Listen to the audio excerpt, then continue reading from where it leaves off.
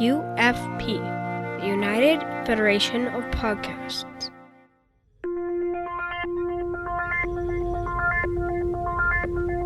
Engage.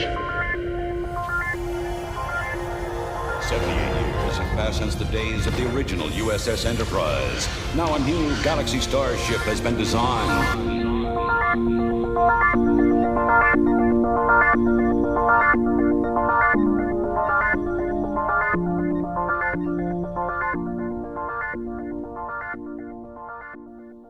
Transporter Chief, beam our listeners aboard.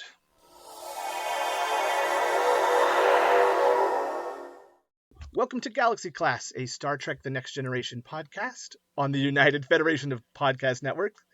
I am Diplomatic Standard Bearer Kevin Scharf, and with me today are Counselor Amy Nelson and the Head of Astrophysics, Joe Keegan. Hello, you two. How are we doing today?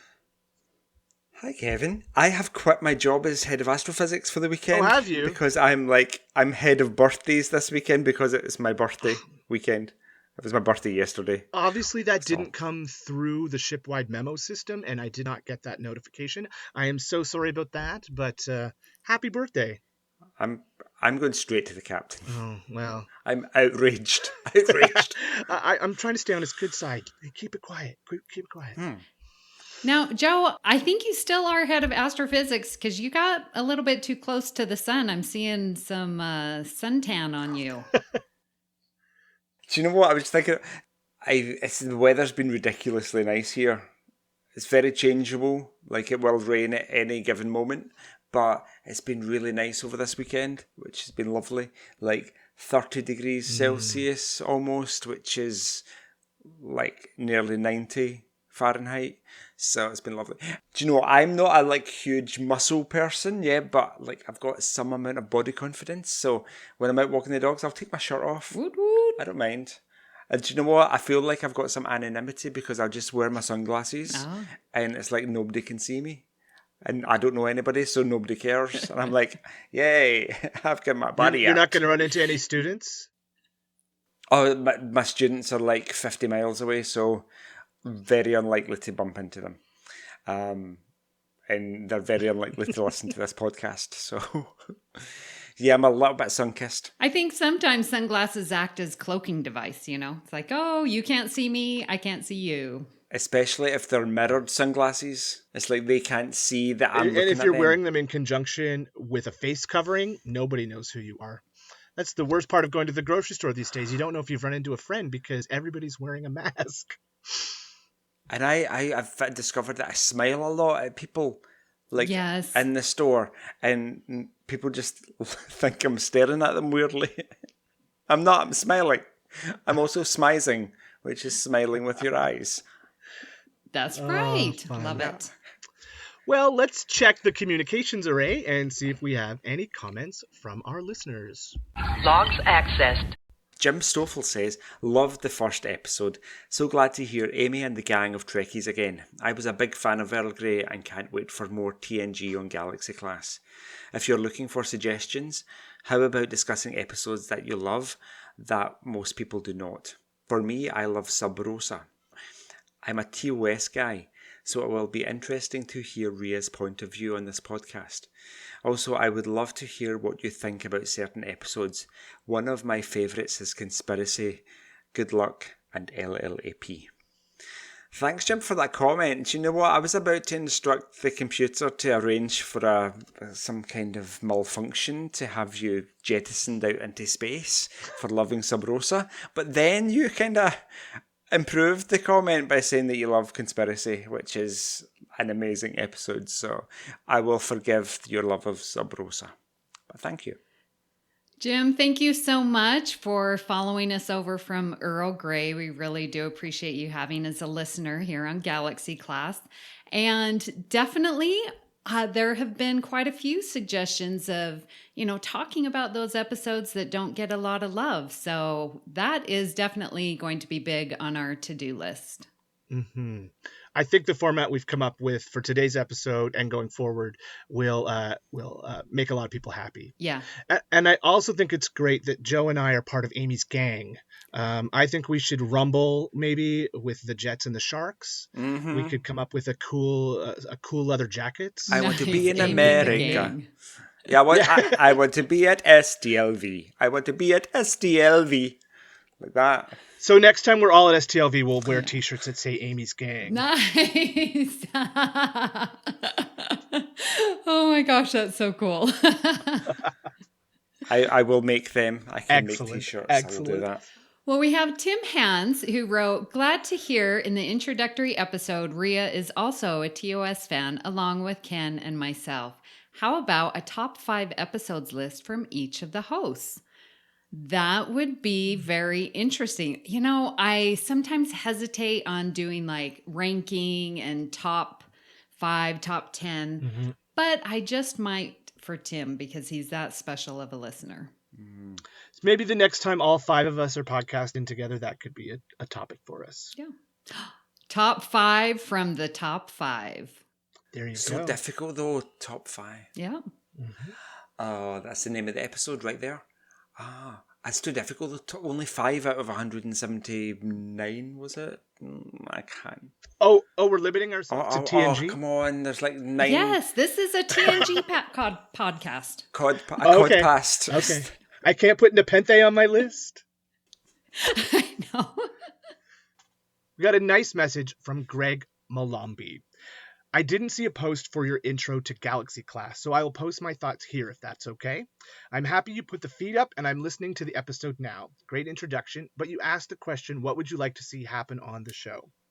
I think for me, I'd like to see episodes that never get talked about on the show or incorporated in some way. What I mean is whenever you go to a convention, they always bring up the same episodes like Yesterday's Enterprise, Inner Light, or Best of Both Worlds. And those are great discussions, and they will be mentioned on the show a lot. However, there were so many great TNG episodes that never get brought up, and I would like to see some of the lesser-known episodes get love as the show goes on. For example, when was the last time you talked about Contagion or Matter of Perspective? When was the last time you even thought of an episode like Suspicion, which was a Dr. Crusher episode that paved the way to her being acting captain in Descent Part 2. I'm looking forward to hearing the show moving forward, and I'm excited for your fresh start. Impressive.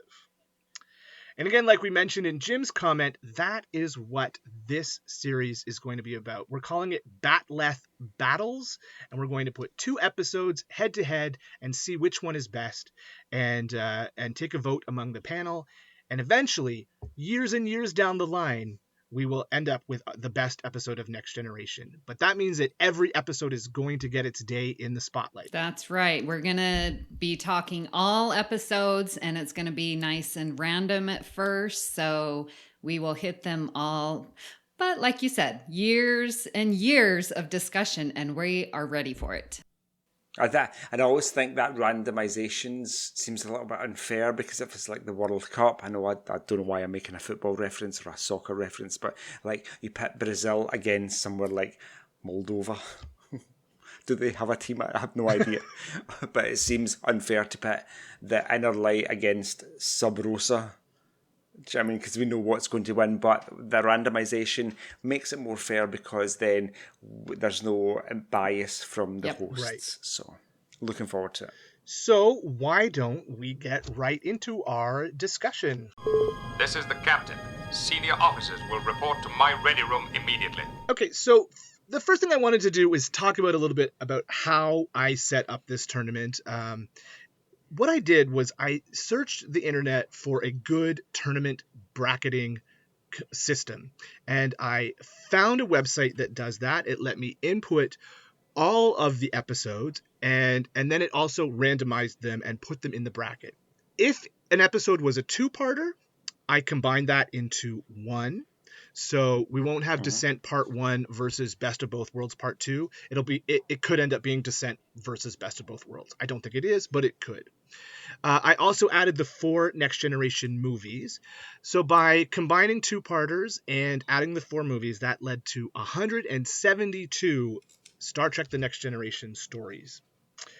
They've all been put into this into this randomizer tournament bracket on a website called Challenge. The website is called Challenge, and I will put a link to Challenge and the tournament bracket in the show notes so you can actually see what it is.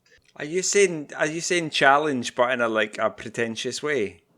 It's challenge with an O instead of an E. Challenge.com. Oh, I would like to challenge you to a Yes. duel.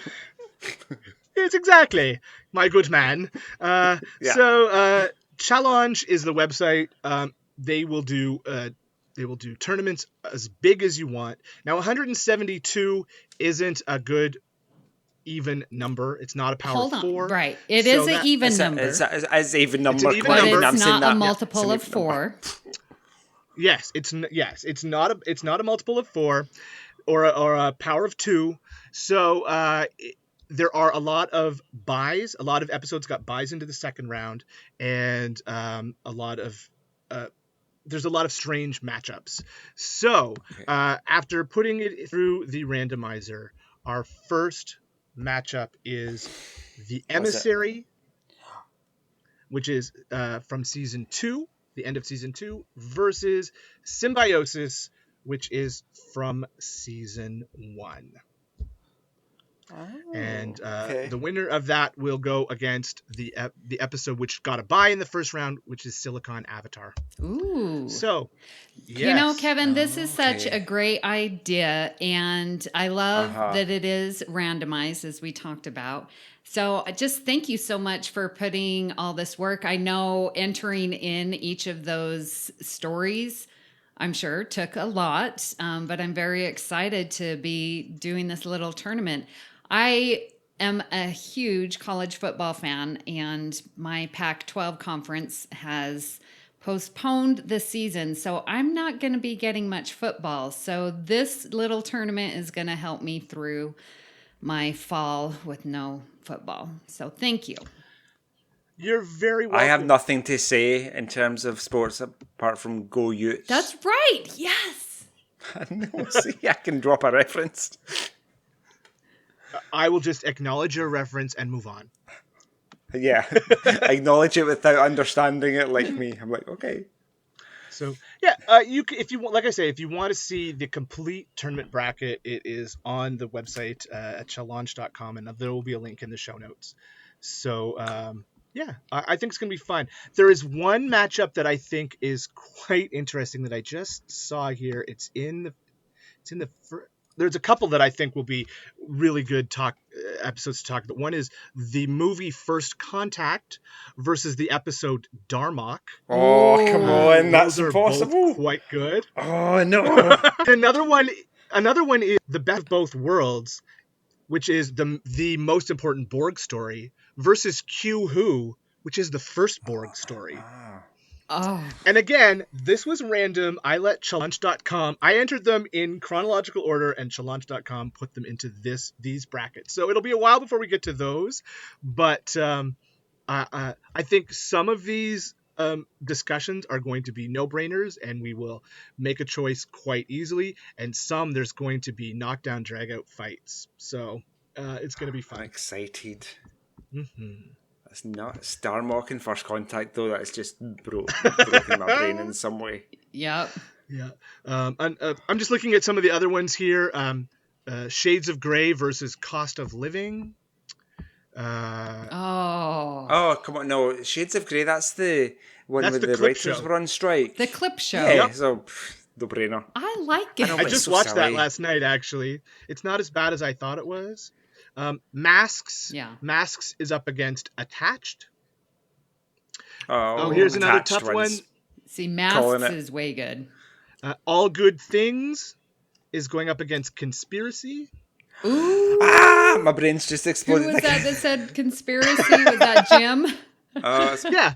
So I think we're gonna have a lot of fun debating these, and when we've gotten through all of the first round, it's gonna be interesting to see what moves forward, and I think we will eventually get to a place where every discussion is going to be one of those mind-blowing, how do I make the choices? Yeah. Or maybe we'll be surprised and Sub Rosa will come out on top. Who knows? That just rendered me speechless. Okay.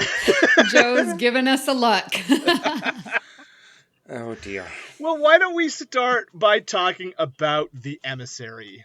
The Emissary is from the end of season 2, and I think it's probably best known for being the introduction of Kalar. What do you remember about the Emissary? I really love the Emissary in part because of Susie Plaxton. I mean, she makes this episode so enjoyable.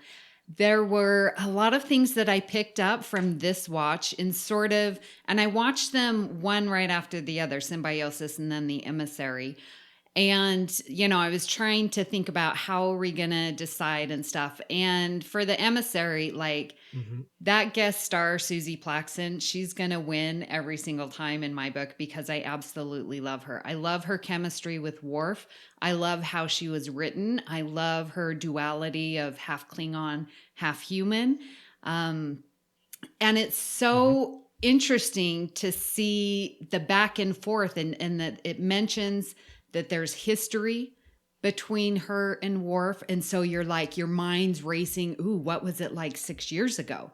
And then they're like, well, we weren't ready. And then they try it again and they're still not ready. And so then at the end, you're like, well, maybe in the future they will be ready. And, the whole idea of, okay, well, if Worf takes the oath, but she doesn't, is it really the oath? Because that sort of got me thinking, are they married?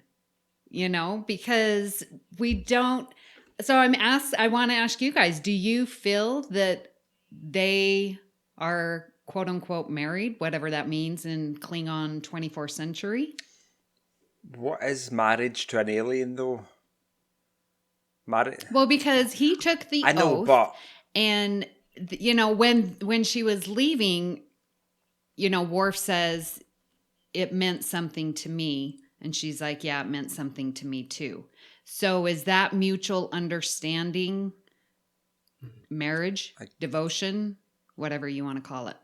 Are they joined? I think the question is, are they exclusive? Are they in an exclusive relationship rather than being this human concept with religious connotations of marriage?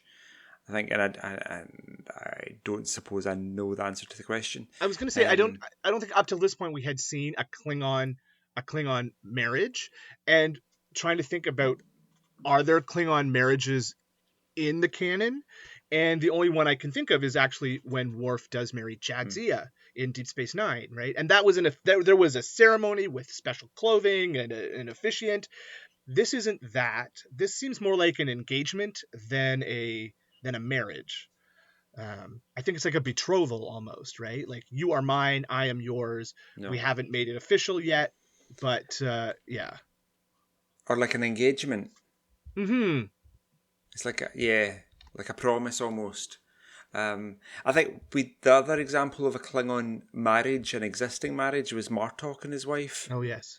Mind Martok came on board DS9 to evaluate Jadzia's worthiness, and she wasn't pleasant, let's put it that way. So I think maybe this was the start of a process that might have happened between two Klingons.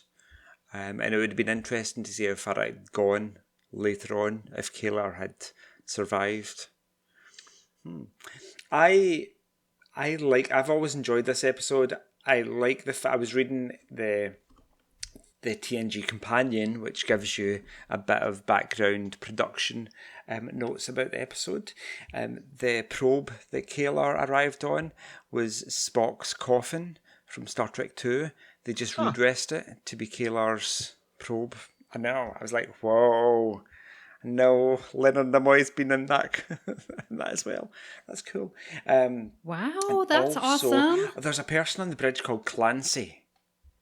I was like, does she become Admiral Clancy from Picard? I know I'm making a Picard reference, but I'm doing it because it's important. Apparently it's not Admiral Clancy. Apparently it's just another, because Ewan mentioned the two people can have the same surname. And I was like, okay. that was interesting. There's another interesting thing, which I thought Amy would laugh at. Kayla breaks a table, and then Troy comes in. I was like, yes. Yes. I know, we were talking about that, and I totally laughed when I saw it. I was like, cue Troy entering. That was funny. Also, yeah, we see the Kitainga class Klingon ship with the Klingons on board, and they've been asleep for 80 years. And that cool scene with Worf and Kayla in their Klingon uniforms being in command of the Enterprise as a way to make the other Klingons believe that, yeah, the war's over, everything's fine, we're at peace. So yeah, lots of things to love about this episode. One thing, I found my new cosplay for next year, or whenever we're allowed to go back to the red Star Trek spandex conventions. The red skin tight jumpsuit with the leather sleeve thing and the gold ovals down the sleeves. Rivets, the big gold things with those the ovals, oval, ellipse cut out of it. Mm-hmm. That's like that. I'm wearing that. It's like got my name all over it. I know. I saw that and was like, oh man, Yes. she is so hot. And I will be similarly sexy when I'm wearing it in Vegas next year. Excellent. Can't wait to see Strut it. my stuff. Yes, you will. So, Kevin, what did you think of the Emissary?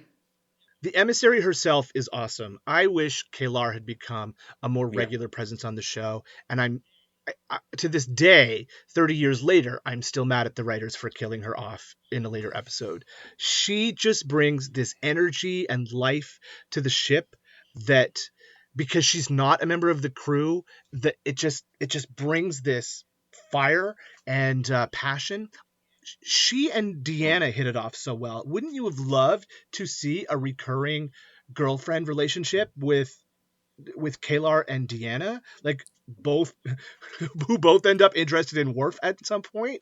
Like, or a trio of girlfriends, Beverly, Deanna, and Kayla. The possibilities were endless. And I get that Susie Plaxton was and still is, I'm sure, a busy actress. I think she was on a sitcom at the time. Wasn't she on Mad About You or one of those type of shows? So there were so many missed opportunities by not having that character come back. And to this day, she's a fan favorite. This one episode, and people remember her. On the strength of Kayla alone, this episode gets huge props from me. I think Susie Plaxton is really nice in real life. We met her in Vegas last year.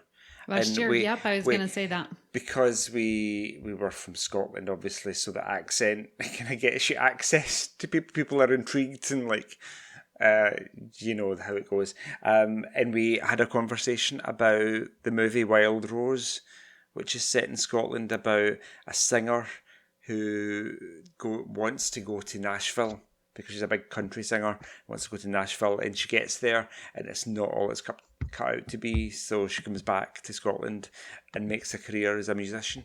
So we had a bit of a conversation about that, and she's a lovely, lovely woman. So yeah, she's still, she still is just drop dead gorgeous, and her hair is so long and beautiful, and she just has aged so well, and she's so grateful and, appreciates people coming up and talking to her. Yeah, so I loved seeing her at the convention. She was one person that I dug up the strength to go say hi.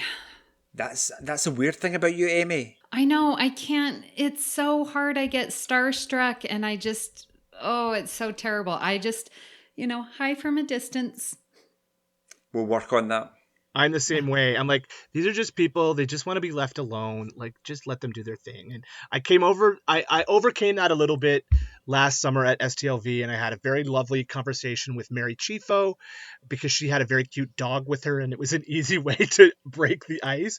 But then, Jonathan Frakes was sitting behind a table, and I just couldn't bring myself to talk to him. We will work on this. We will work on this, guys. Next time we're together, you and I have no fear. We just need a convention to go to. So this was Susie Plaxton's second appearance on Gen because she'd previously played Dr. Selar. which was That's true. another memorable character that we never In saw again. Schizoid Yes. Man, right? And it was Mad About You that she was on back in the day at the time. So she played Paul's sister-in-law. So a regular character on that show. So Nice. yeah, I love this episode. I love the bookending of this episode, which started with the poker game and Klingons never bluff, and ended with Worf lying through his teeth to a worship of Klingons. I thought that was fun. Oh, I didn't pick up on that. Yeah. That's interesting. I think that's why is that maybe why now when you have the genesis of a story in mind, are those important details that you have the idea of the bluff from the poker game at the beginning and then you have its use at the end? Was that intentional or was it just serendipity?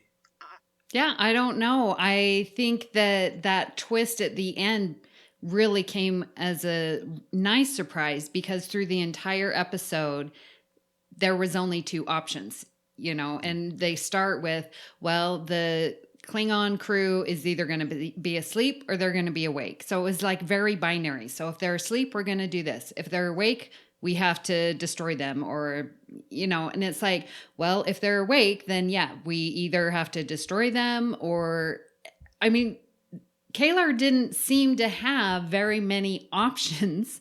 And thankfully, Worf came up with one right at the very end, which was very nice because it just seemed throughout the whole episode, it was very binary. It's either A or B. And for somebody who was only half Klingon, it was Kalar who was being more Klingon, right? We need to blow them out of the sky if this happens, right?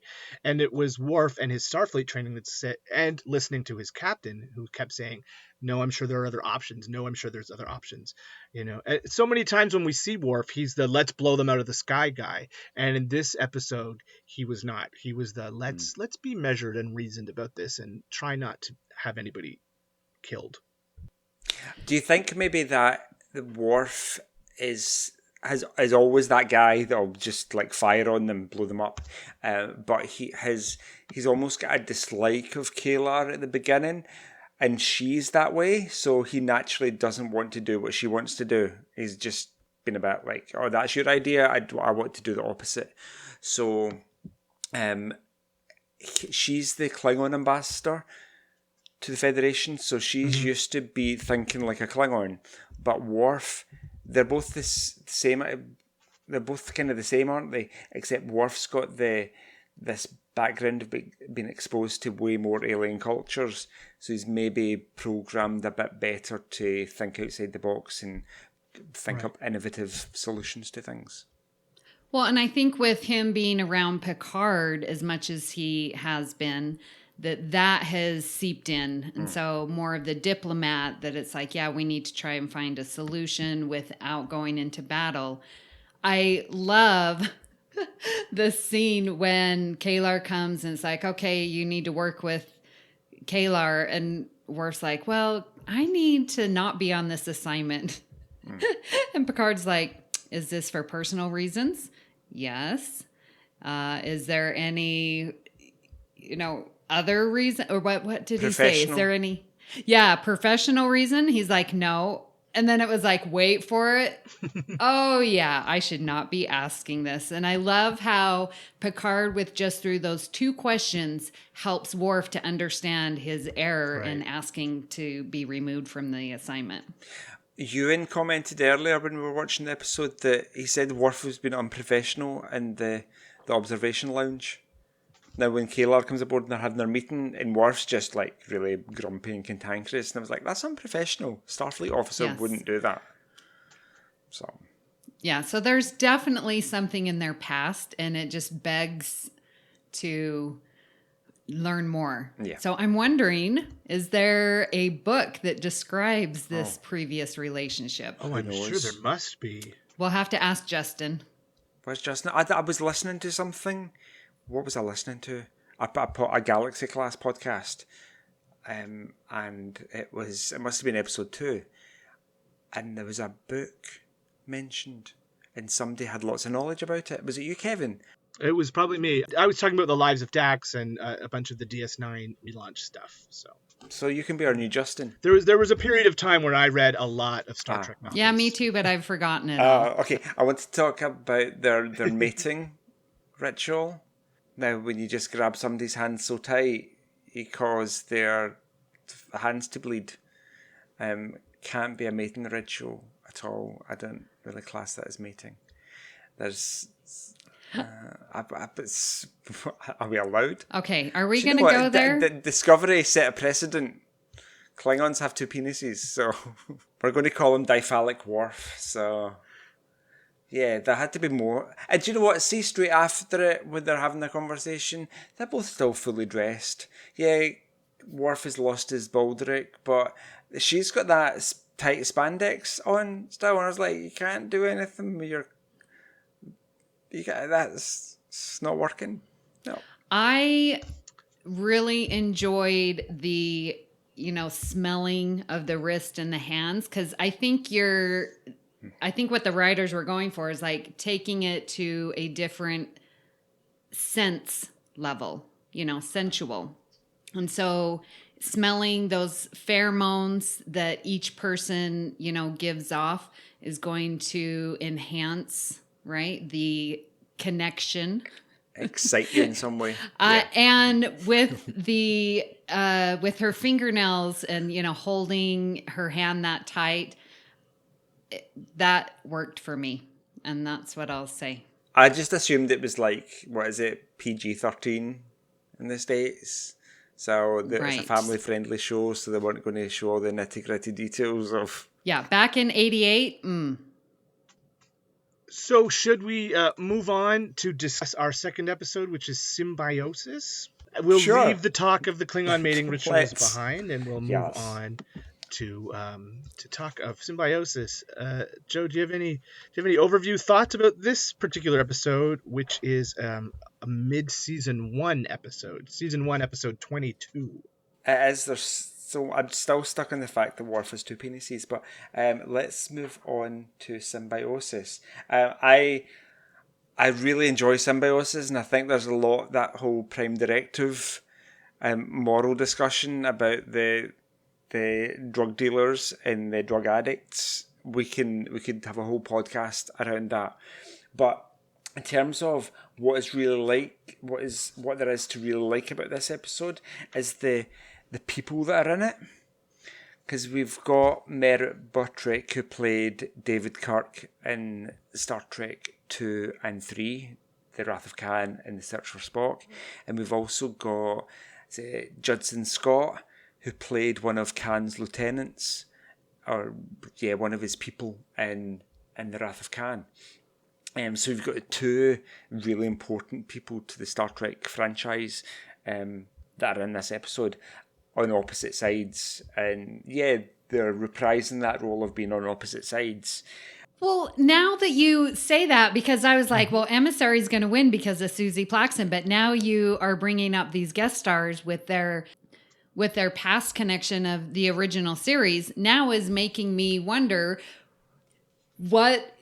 who's more important? What's the better guest stars? Because I love that they have that history. Oh my gosh, this is going to be harder than I originally thought. Yeah, makes it really difficult.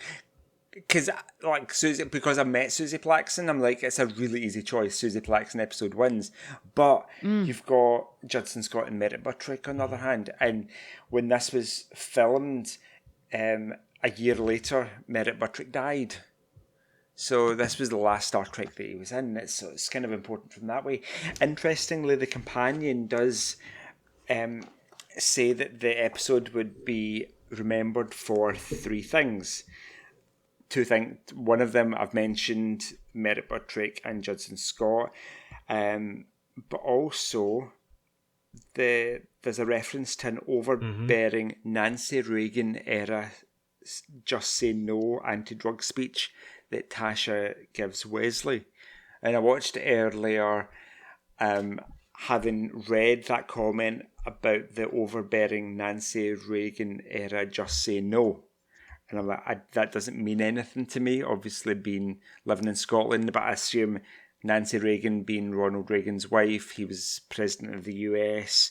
There must have been in the 80s some kind of anti-drugs campaign, and she must have been some kind of ambassador for it. So I'm assuming Amy's going to tell us a little bit more. Yes. So having lived through the Just Say No campaign, it was the latter part of my elementary school years and through middle school. I mean, and this was a major thing. This was when it was announced that we are having a war on drugs, like serious war. And they use that terminology against something that wasn't another people. This is war on drugs. And so this whole thing of Just Say No, there were commercials. We were inundated with commercials. And one of the favorite ones, I'm sure listeners in the US will remember, you had a frying pan with an egg in it. This is your brain. And then it was cracked onto a hot frying pan and it sizzled. This is your brain on drugs. I mean, just the most craziest commercials that we grew up and all to say no. And the point was, if we can't control as well as we wanted to the drugs coming in, then we have to try and change the demand.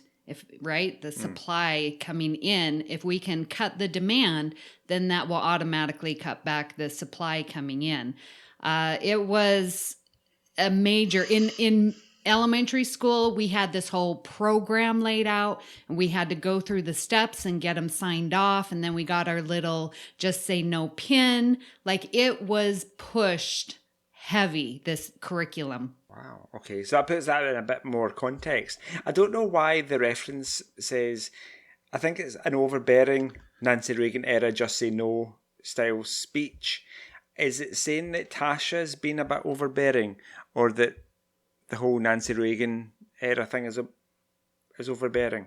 I'm not entirely sure. I would say both, because like I said, Just Say No was in schools. It was curriculum. Everyone had to teach it. There was commercials everywhere. You couldn't get away from it.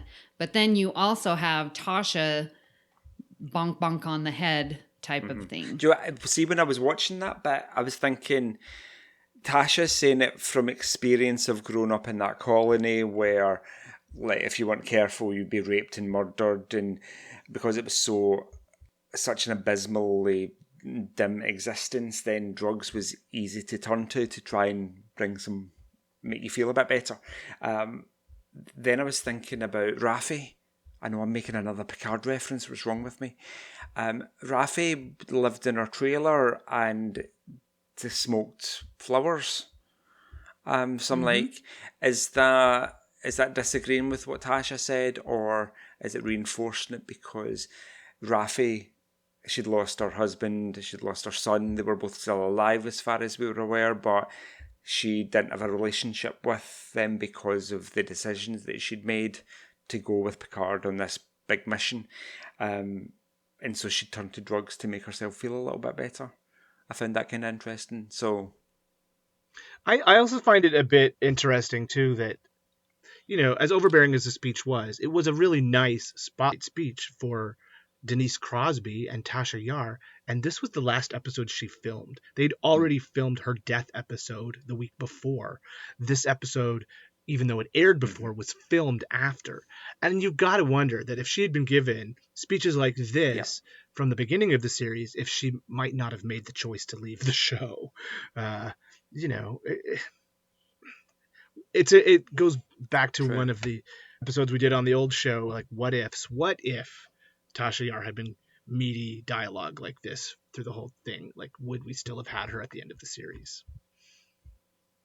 I really like watching early TNG because we get to see Tasha. I think there's so much potential there for that character. I think her look lends itself to her being a strong character. And the fact that she's head of security means that they could have done a whole lot more with her. And I hope you all noticed her little wave that she got in when I keep forgetting to notice it, and it was even brought up on the Federation Council chambers, and I was like, okay, I'm going to try and look for it, and I just totally missed it. it's so obvious because Picard and Crusher are walking like into a turbo lift, and as the doors close, away in the distance at a console is Tasha, and she's like,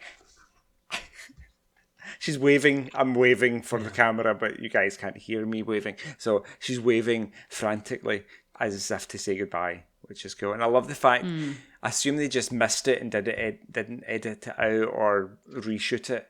But I love the fact that they left it in. I think it's really cool of them. What do we think about the rival planet? The one, the users and the pushers is basically what they came down to being. Like, it seems to me that one planet was just inherently evil by keeping an entire species addicted, because apparently that's the only thing their planet makes is a narcotic. That's just evil. And I don't know, if I was Picard, I may have done something different. But the Prime Directive is a really weird rule to invoke, isn't it? Anyway, if you see suffering, I know I've mentioned it before on what we're calling the old podcast now. Like when you see people filming nature documentaries, like they don't stop the tiger eating the bison. They don't save the bison. Do you know what I mean? Because it's nature and it's meant to happen. But when you're talking about sentient species, like harming others, I think that's maybe warrants a different conversation and a different decision to be made. Would I have made a different decision if I was in Picard's shoes? Possibly. But I think the decision that he did make to ultimately withhold technology from them so that they couldn't fix their ships to get the drugs from A to B would maybe bring about the change that both societies require. The addicts would have gone cold turkey and fixed themselves, but it sounded like they had all the infrastructure that they needed. They made everything. They had all the industry. They would have survived, but it would have been more difficult for the other guys who just made a profit off of this addiction. I see it as a bit of an analogy for like upper and lower classes. And the working class are the addicts in this story, and the super rich upper classes are the people that supply the drugs and just live off the creations of the working class.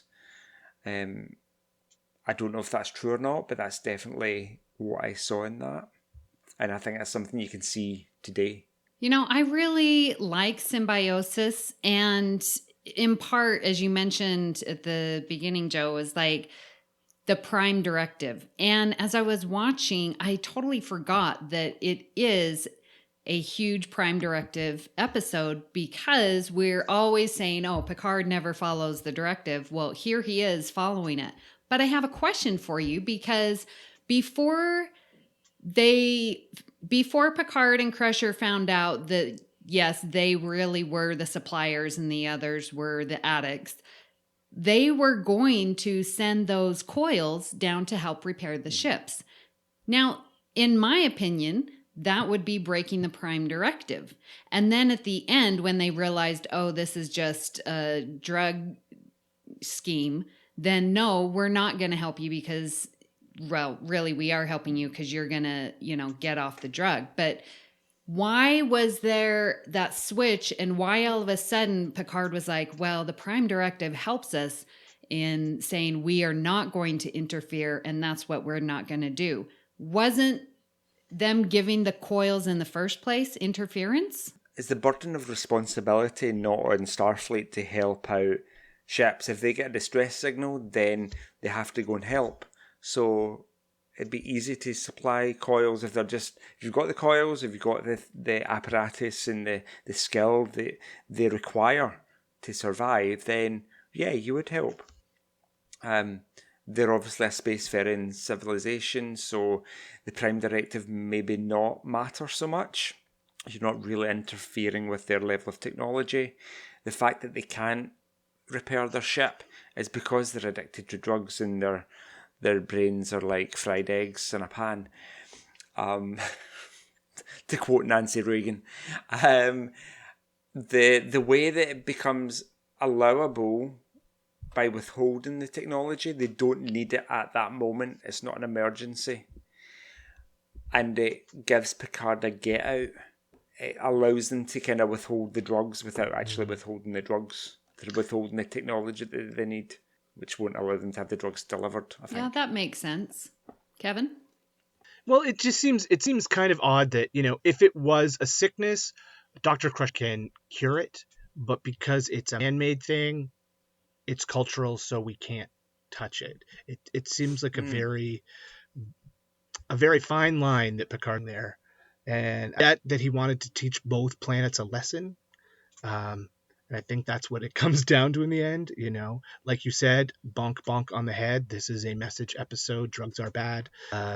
To them pay the consequences. So, yeah. I'm not always a fan of Prime Directive episodes, and this is pretty good as Prime Directive episodes go. Like a lot of season 1 episodes, it feels like we're using TOS storytelling techniques. I could see Captain Kirk in this same kind of position and making the same decision. So, yeah, that's how I feel about season 1 in general. Like, we haven't found what a next gen story is yet, so let's tell a TOS story with these characters. Can we flip it a little bit? Flip the storyline and take the drugs out, or take the addiction part out and make it about an illness. This species has an illness. This other species supplies the drugs to treat the illness. The Enterprise comes along, can cure it, but would they cure it when the suppliers rely on the income from supplying the cure that they have, or the treatment, which isn't really a cure? Is that okay? Well, I would say yes, because if they're, smart enough to refine or, to continue to create this life-saving drug, as they call it, they're going to be able to adapt and find the things that they need. And so I would say yes, they're very capable. I think both species shown that they're capable. I'm so glad you said refine there, because it immediately made me remember something that I wanted to mention. See, when they're in the cargo bay and they're taking a sample of the drugs and they open the canister and they take the wee machine out, and I love the production design there. There's that really metallic looking structure with the LEDs on it. It looks very cool. But then inside the canister, it looks something like that. And I'm like, you got to know that is some piece of human created technology that they've repurposed in spray painted silver. Do you know what I mean? It's like it's a part of a car engine, and they put LEDs on it, and they go, oh yeah, that's a dosimeter. Do you know what I mean? That's some kind of something for measuring the dose of an alien drug. But what I wanted to mention was, in the canister, the little samples of drugs are actually lentils. Oh, they are? Like little orange, like yellow or orange split lentils. It's lentils that you'd put in soup. I've seen lentils because, like, Scottish soup has lentils in it, like, all the time, and it's I watch it, freeze frame it, and look, and you'll see lentils that you would put in soup or make, Indian dal with or something. It's definitely lentils. And I was like, ha! They've used lentils. That's awesome. It's not a drug. It's less for soup. I really like that part too, because Data, I want him to go with me to every single carnival, because they're, guess how many, ping pong balls are in this canister, and and Data's like, well, there's da-da-da-da-da. Exactly, I can't remember the number. It was like 4,378,000,000, and then Picard interrupts him, which is way different from just 4 billion. There's an extra 0.378 billion in there, and I was like, that's not accurate. I thought that they were jelly beans, actually, when I saw them, and that would tie back into the Reagans. Oh, I don't know this reference. President Reagan always kept jelly beans on his desk in the Oval Office. Oh, like Lorca in his fortune cookies. Yes. Yeah, yes. What would you guys have if you had a desk that you needed to like sat at and had people around? What would you have on it to eat? I would have like peanuts or cashews. Okay. I love candy. I love Kevin? candy. I love candy. So there would be a different candy every day. I don't know, maybe some Scotch mints, or maybe I do love jelly beans or gumdrops, something like that. Everlasting gobstoppers. Interesting. Okay. And what about you? I suppose I love the fact that you said, like, I love candy 3 times. It's like, no, I love candy. No, I really, really love candy. I do love candy. That's your Felicium, isn't it? Yeah, it's candy. You're addicted to the candy. Yes. Yeah, it depends who. If it was just me, I think I'd probably have peanut M&Ms just to munch on. Or maybe those are popcorn. good. Like sweet, or we have a thing called Butterkist, which is like it's popcorn, but it's coated with this sticky caramel stuff. It's really tasty. Amy, you would like it. I'll bring some next year to STLV, and we can. Joe, we have a popcorn we call Chicago Mix, and half of it is caramel and half of it is cheddar cheese. Okay. Oh, I love it. It's so Cheddar, good, sweet and salty. Wow. But cheese, and what? Yeah. Oh, okay, I'm thinking. Do you know what? Sometimes with foodstuffs, your brain gets confused with combinations, but then you think, oh no, any combination is going to go like sea salt and chocolate, or black pepper and strawberry, or like duck à l'orange, duck with orange, or cranberry sauce on turkey. You've got all these sweet and savoury combinations. But like my brain's still kind of stuck on cheese and caramel. But then I'm thinking, what, a salted caramel cheesecake? It totally works. Yep. But I'm just thinking like a big slab of cheddar with like caramel sauce on it. I'm like, ugh, that's disgusting. Who invented that? Probably Canadian. Probably. You guys invented poutine, so We did. Cheese and gravy. Well, do you know what we have? We have chips, cheese, and gravy over here, which is just like deep fried potatoes with cheese melted on top and gravy poured on it. And it's like not like your white American gravy, like gravy and biscuits. No, it's like a proper meat gravy. But you guys use cheese curds on proper poutine. Yes. Okay. And that's slightly different to cheese. It's like a very young cheese. They should be isn't squeaky it? when you eat them.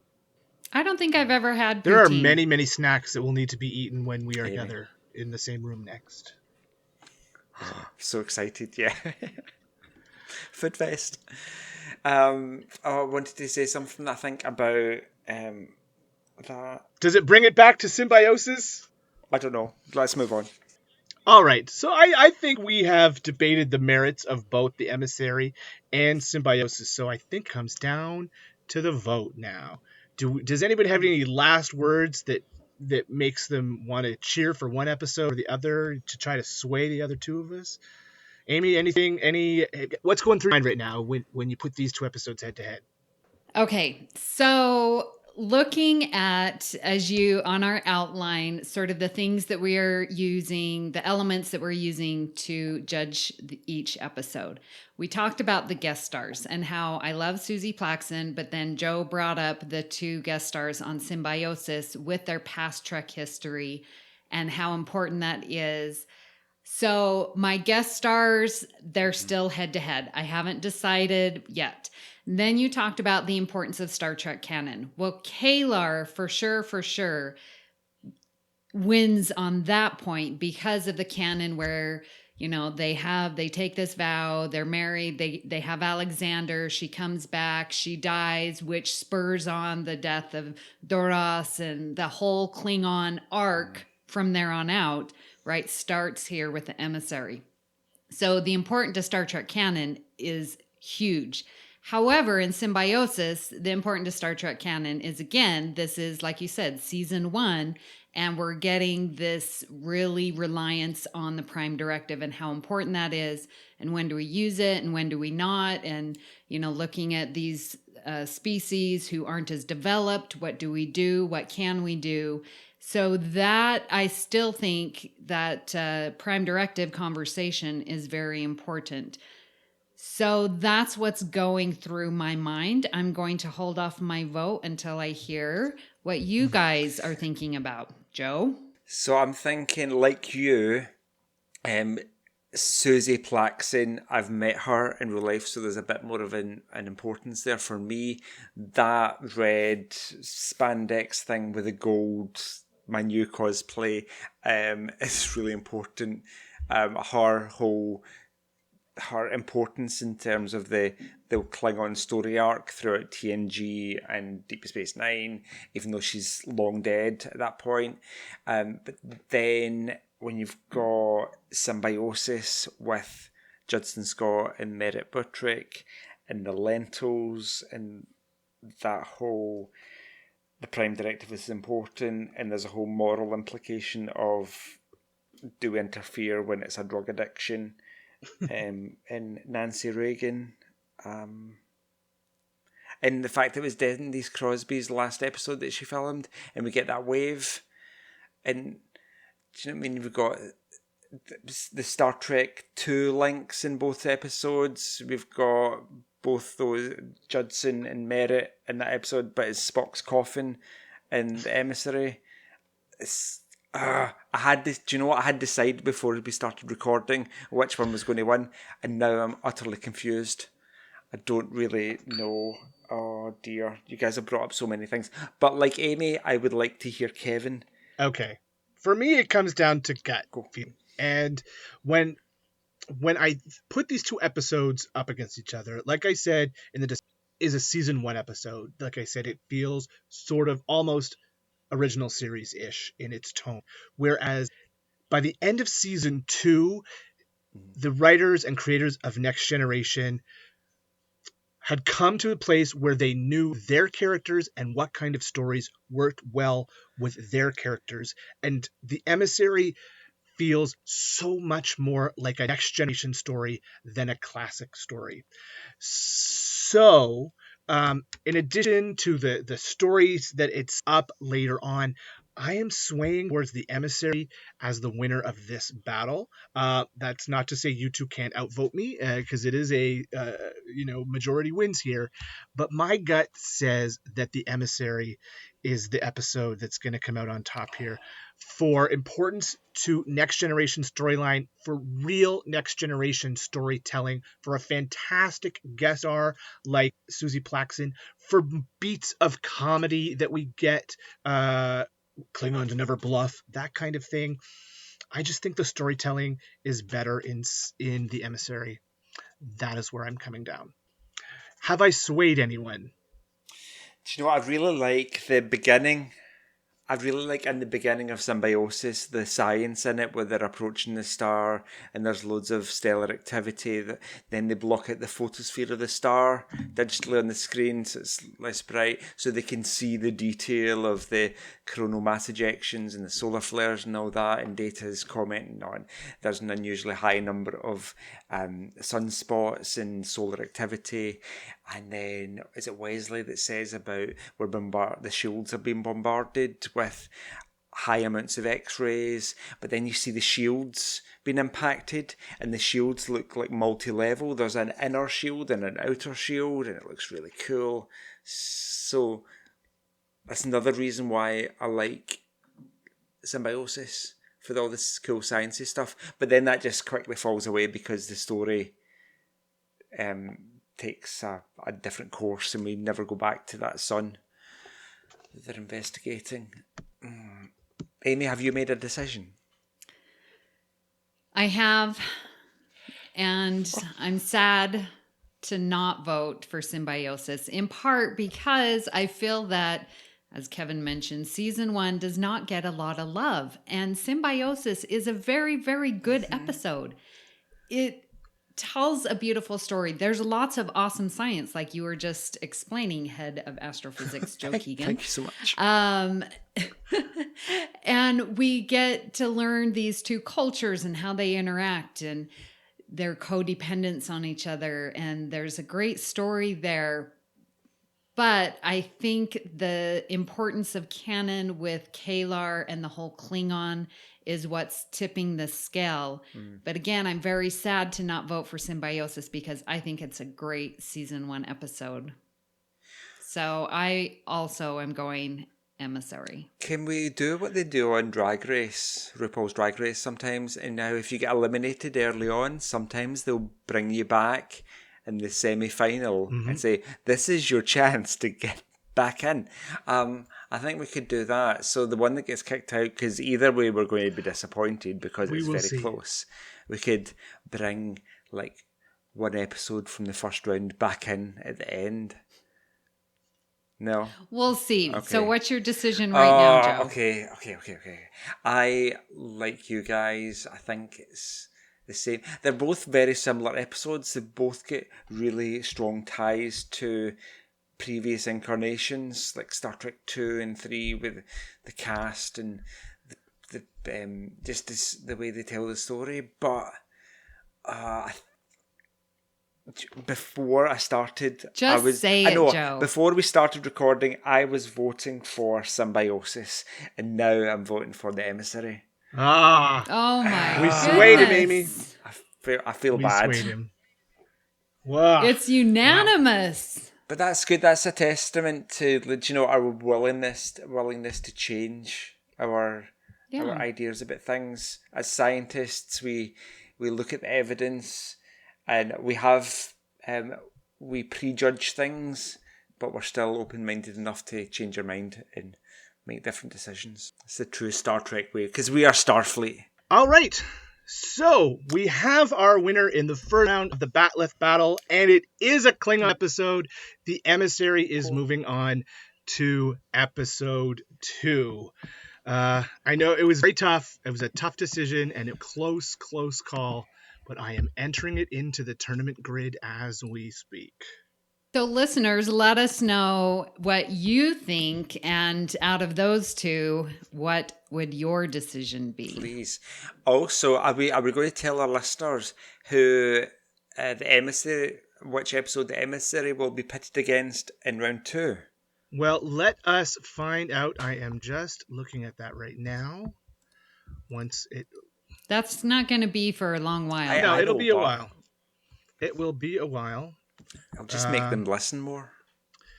The Emissary will be facing in round 2 Silicon Avatar, which got a bye into the second round because of the number of episodes there are. So Silicon Avatar will be what it's going up against. And okay, let's find out what the next Batleth battle will be.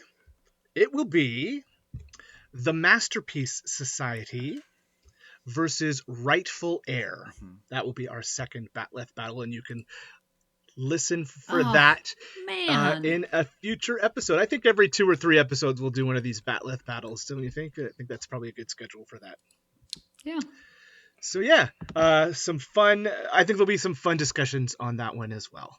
That's going to be an interesting one. And like this round, I've chosen my winner already, so I stand to change my mind. We will do our best to do just that, or maybe we'll agree with you. Who knows? So the Emissary is the winner. It is moving on. That was by a score of 3-0, but it was very close. It was. I'm not trying to make that sound like it was a blowout for the Emissary. It was very close. That is going on. Incoming transmission. We'd love to hear your thoughts on today's show and hope you will comment on our United Federation of Podcasts Facebook page or join the Federation Council Chambers. You're welcome to start conversations with us or add any general Star Trek info you want to share with the group. If you'd like to send us an email, you can email the network at contact@ufp.earth, and we might read your email on the show. Please hit the subscribe button on Apple Podcasts or wherever you get your podcasts and leave us a star rating and written review that helps others to find the show. You can also follow the entire network's podcast with our master feed by searching United Federation of Podcasts. This way, you won't miss any of our fine shows like All Good Things. That's a really good one you should listen to, too. It's not bad. Franchise Fatigue, Always Hold On to Arrow, General Quarters, Mickey's Marvels, Infinite Diversities, and Trek Pod. So, Joe, what section of the ship can you be found while out there in the universe? Obviously, stellar astrometrics. Or astrometrics. Is it stellar astrometrics or just astrometrics? Astrophysics. No, astrometrics. Now the one in Generations, where Data's having his crisis with the motion chip, Yes. and it's all very cool. And yeah, I think you'd find me there, because I'd just be playing big screen movies on that whole wraparound screen, wouldn't I? That'd be awesome. Isn't stellar astrometrics a bit redundant to be stellar and astro? Yeah, I think so. But it sounds cool. Do you know what? And most people wouldn't know, like, those words. Do you know what I mean? It would just go over their heads, because people are stupid. Not our listeners or us, but generally. We have very intelligent, good-looking listeners. Super intelligent, the most best good-looking people out there. When I'm not watching wraparound movies in astrometrics, you can get me on the United Federation of Podcasts Facebook page. I forget where I live now. You can tweet me on the Twitter at JoeyJoe77UK, or you can email me, joepodcasts@gmail.com. I might actually delete that email address because nobody emails me, so use it or lose it, people. And Kevin, where can people find you when you're looking for illicit substances on board? Well, probably in Jeffrey's Tube 12, but don't tell anyone. If I'm not there, you can find me on one of a number of other podcasts I do, including True North Nerds, a general geek podcast, and my new show, Stage Whispers, which is about local theater in central Ontario. You can find me on Twitter at True North Nerds, in the Federation Council Chambers, on Facebook as well. So, Amy, where can we find you when you are not fighting off holographic monster aliens while wearing tight red spandex? Oh my gosh, you read my mind, my Troy empathic abilities, because I was like, yep, I'm going to be enjoying a Worf's calisthenics program on the holodeck. So, please find me there. Knock first. You can find me here on the network, where I co-host All Good Things with my good friend Patrick Devlin, and we get to talk about all things Star Trek. You can find me, of course, on Facebook on the Federation Council Chambers group page, and I am also on Twitter at Miss Amy Nelson. Priority 1 message from Starfleet coming in on secured channel. If you'd like to help us keep all our shows coming to you each week, you can become a patron of the network on Patreon. Visit patreon.com/UFPearth. That's patreon.com/UFPearth to get all the details. We have 4 different levels starting at just $1 a month and would appreciate any support you can give us. And we are putting out some exclusive content and getting early releases.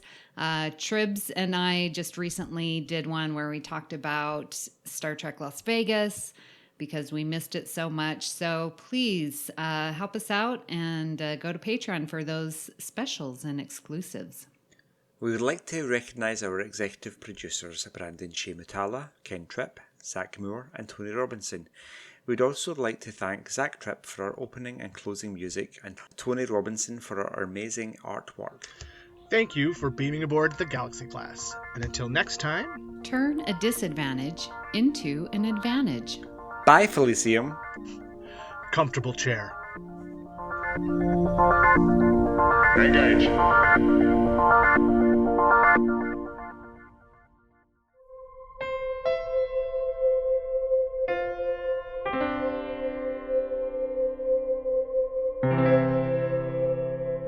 This has been a production of MTMR Media Works.